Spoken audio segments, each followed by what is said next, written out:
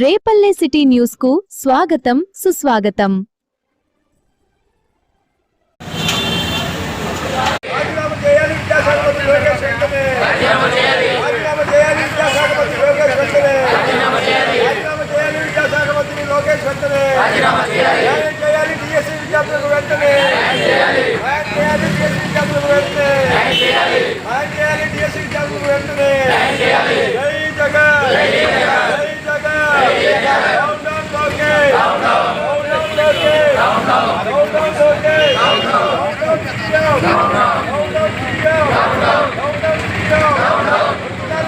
వేలాదిగా ఈ 170 నియోజకవర్గాల్లో ఆంధ్ర రాష్ట్రం మొత్తం కూడా ఇదే విధంగా దీక్షలు ఇదే విధంగా ఉద్యమాలు చేస్తూ ఈ డిఎస్సి విద్యార్థులకే కాదు యువతకి విద్యార్థులకు కూడా అన్ని విధాల వైఎస్ జగన్మోహన్ రెడ్డి గారు వైఎస్ కాంగ్రెస్ పార్టీ అండగా ఉందని మేము చెప్పదలుచుకున్నాం।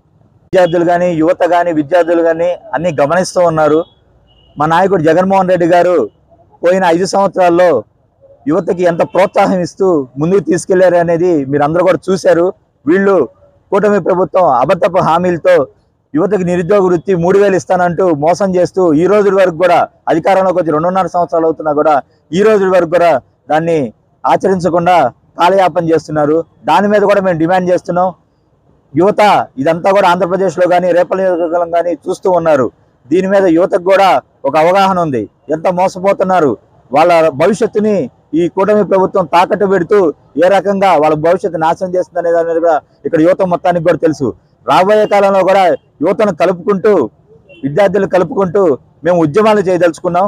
దీనికి అందరూ కూడా సహకరిస్తారని మేము ఆంధ్ర రాష్ట్రంలో డిఎస్సి పోస్టుల్ని బజార్లో కూరగాయలు అమ్మినట్టుగా ఈ కూటమి ప్రభుత్వం అమ్మినందుకు గాను మా జగన్మోహన్ రెడ్డి గారి పిలుపు మేరకు రిలే నిరాహార దీక్షలు నిన్న 6వ తారీఖు నుంచి 8వ తారీఖు వరకు చేపట్టడం జరిగింది। ఇవాళ 2వ రోజు। నిన్న రేపల్లె నియోజకవర్గంలో మీరు అందరూ చూశారు।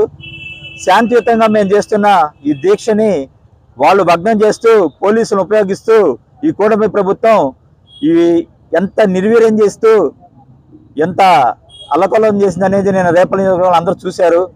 ముఖ్యంగా ఈ డిఎస్సి పోస్టుల్ని ఈ కూటమి ప్రభుత్వంలో ఉన్న నాయకులు రకరకాల విధాలుగా కొంతమందికి డబ్బులు తీసుకుని డైరెక్ట్గా కొంతమంది స్పోర్ట్స్ కోటా అని పేరు చెప్తూ బ్రిడ్జ్ కోర్సులుగా ఇక్కడున్న మా మంత్రికి చాలా ఇష్టమైన గేమ్ కూడా దాంట్లో చేరుస్తూ ఈ రోజున వాళ్ళ బ్రిడ్జ్ కోర్సు కూడా డబ్బులు తీసుకుని ఈ రోజున డిఎస్సి పోస్టులు అమ్ముకున్నారు।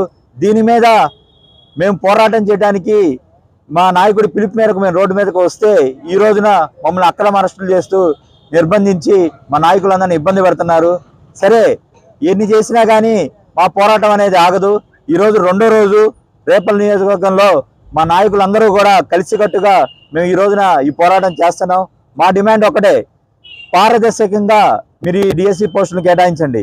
మీరు అమ్ముకున్న వాళ్ళకి మొత్తం రద్దు చేసి పారదర్శకంగా డిఎస్సి రాసి నిజంగా కష్టపడిన విద్యార్థులకి ఎన్నో ఏళ్ల నుంచి వాళ్ళు ఈ డిఎస్సి కోసం ఎదురు చూస్తున్న వాళ్ళకి చెప్పాలి। ఎందుకంటే మీరు ఏదో బాగా చేసేస్తాం డిఎస్సితో యువతను మొత్తాన్ని మారుస్తామని చెప్పి వచ్చారు, కానీ ఈ రోజున మెగా డిఎస్సి అని పేరు చెప్పి దగా చేస్తూ ఈ రోజున యువతని విద్యార్థుల్ని అందరినీ కూడా మీరు మోసం చేశారు।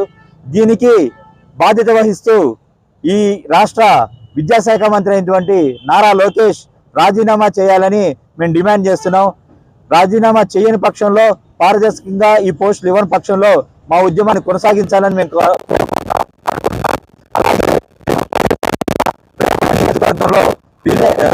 ర్యాలీ కూడా చేపట్టబోతున్నాం।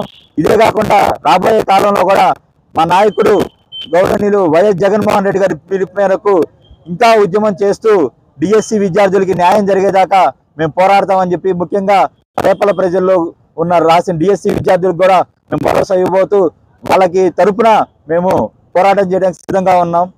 దినోత్సవం ముఖ్యంగా మా చేనేత సోదరులందరికీ కూడా నా శుభాకాంక్షలు। ఈ కూటమి ప్రభుత్వం చేనేత కార్మికులకి ఎంత అన్యాయం చేసిందనేది మీరు అందరూ చూశారు।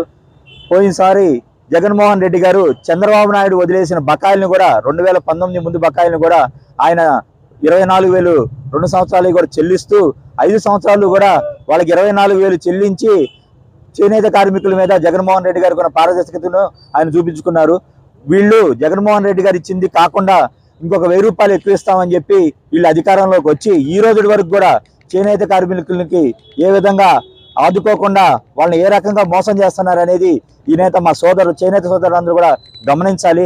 అదేవిధంగా ఎలక్ట్రిసిటీకి సంబంధించి సబ్సిడీ అనేది ఏంటి అని అంటే వాళ్ళకి ఎప్పటి నుంచో కూడా ఈ కూటమి ప్రభుత్వం ఇస్తానని చెప్పి అధికారంలోకి వచ్చింది. కానీ ఆ సబ్సిడీని కూడా ఇవ్వకుండా దానికి సంబంధించి ఎంతమందికి 100 మందిలో వీళ్ళు కటింగ్ చేసుకుంటూ ఒక 50 మందికి 60 మందికి కూడా ఇవ్వకుండా ముందుకు తీసుకెళ్తూ వాళ్ళకి సొంత మగ్గాలు ఉన్నా సరే ముఖ్యంగా దానికి సంబంధించి వాళ్ళకి రెంటల్ అగ్రిమెంట్స్ ఇవన్నీ కూడా రకరకాల కారణాల చేత వాళ్ళకి ఇవ్వకుండా ఈ రోజున వాళ్ళకి ఎగ్గొట్టే ప్రయత్నం చేస్తుంది.